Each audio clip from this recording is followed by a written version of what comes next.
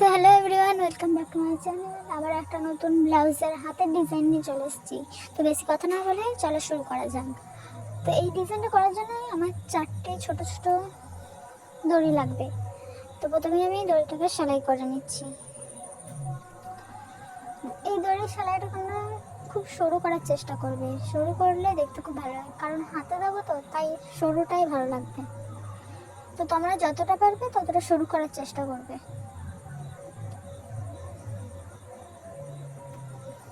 তোমার এখানে 4টে দড়ি লাগবে, কিন্তু খুব ছোট ছোট সাইজের। মাপটা ওই 5 থেকে 6 সেমি হতে হবে।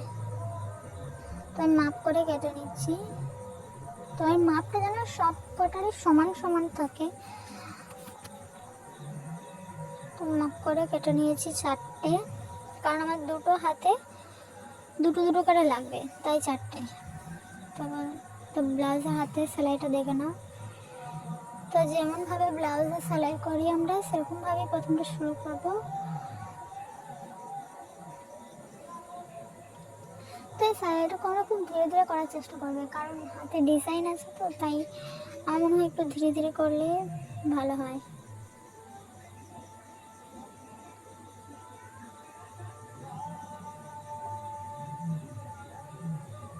আমার ভিডিওটা হয়তো তোমরা দেখতে একটু লাগবে, কারণ ক্যামেরাটা রাখার আমার ঠিকঠাক পজিশন হচ্ছিল না, তাও আমি এরকমভাবেই করলাম। তো তখন দেখতে পাচ্ছ, এবার আমি ওই দড়িটাকে এর ভিতরে ঢুকিয়ে দিচ্ছি। এই সেলাইটা তোমরা খুব ভালোভাবে করার চেষ্টা করবে, যাতে না ফেসে যায় সেলাইটা।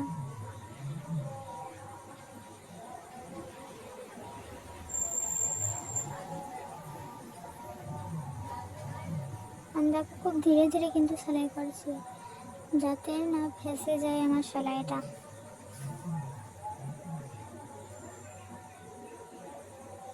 আবারও এক সাইডে আমি দড়িটা ঢুকিয়ে দিচ্ছি।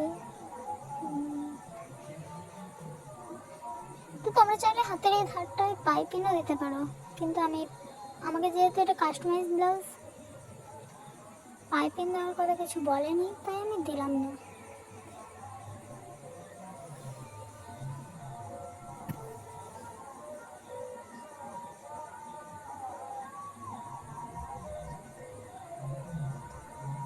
তোমার এইদিকে সেলাইটা হয়ে এসছে। তো এই ছিটের যে ছিটটা রয়েছে ভিতরে, ওইটাকে ভালো করে কেটে নিতে হবে, তা না হলে আমার সেলাইটা ঠিকঠাক বসবে না।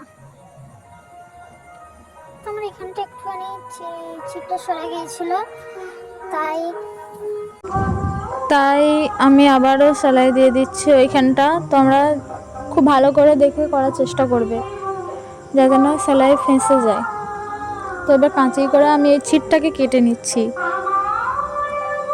ব্যাকগ্রাউন্ডের আওয়াজটা একটু অড শোনাচ্ছে, কিন্তু কিছু করার নাই, আমাদের এখানে অনুষ্ঠান হচ্ছে, তাই ভয়েসটাও একটু অড লাগতে পারে। তো এই শেপটা তোমরা ভালোভাবে দেওয়ার চেষ্টা করবে।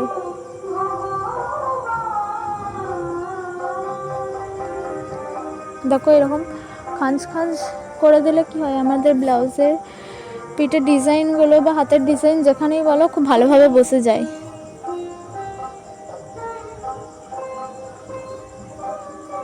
তো আমি এবার উল্টে নিচ্ছি হাতটা। দেখো, উল্টে আমার ভালোভাবে কিন্তু বসে গেছে খাঁজ খাঁজ করে দেওয়ার জন্য। তো তারপর আমি চাপের সেলাই দিয়ে দিচ্ছি একটা। চাপের সেলাইটা আমাদের চাপের সেলাই হয়ে গেছে, ব্লাউজ আমাদের হাতের রেডি। তো এটার ওই ওপরটাতে একটা বোতাম দিতে হবে, তাই বোতামটা তোমরা আঠা দিয়েও ছিটাতে পারো, কিন্তু আমি এখানে সেলাই করে দিচ্ছি। তো দেখতে পাচ্ছ হয়ে গেছে আমাদের ব্লাউজ হাত রেডি। চলো দেখে নাও তোমরা কেমন হয়েছে হাতটা। ভালো লাগলে লাইক কমেন্ট শেয়ার করতে একদম ভুলবে না, আর আমার চ্যানেলটা সাবস্ক্রাইব করে দেবে। Tata, bye bye.